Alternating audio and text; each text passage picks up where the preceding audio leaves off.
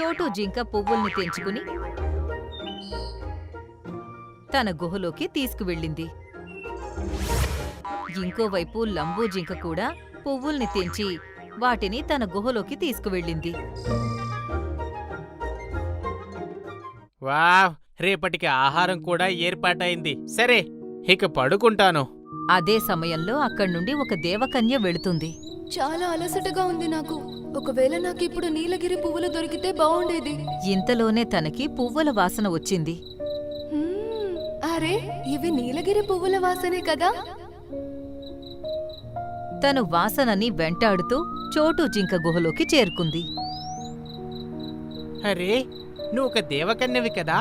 నాకు చాలా ఆకలేస్తుంది. అలాగే ఈ పువ్వులంటే నాకు చాలా ఇష్టం. ప్రస్తుతానికైతే ఇవే నాకిష్టమైన ఆహారం. నాకు కొన్ని పువ్వులు ఇవ్వవా? అప్పుడు నా ప్రాణం లేచొస్తుంది. లేదు లేదు, ఎదుటి వాళ్ల మీద జాలితో నాకు నేను నష్టం కలిగించుకోలేను. ఇక నుండి వెళ్ళిపో నువ్వు. పాపం దేవకన్య అలాంటి పరిస్థితుల్లోనే అక్కడ్నుండి వెళ్ళిపోయింది. మళ్ళీ తనకి పువ్వుల వాసన వచ్చింది. మళ్ళీ పువ్వుల వాసన ఎక్కడి నుండి వస్తుంది? నాకింక ముందుకెళ్లే ఓపిక కూడా లేదు. తను అక్కడే కళ్ళు తిరిగి పడిపోయింది. అరే, నువ్వొక దేవకన్యవు కదా, నీకేమైంది?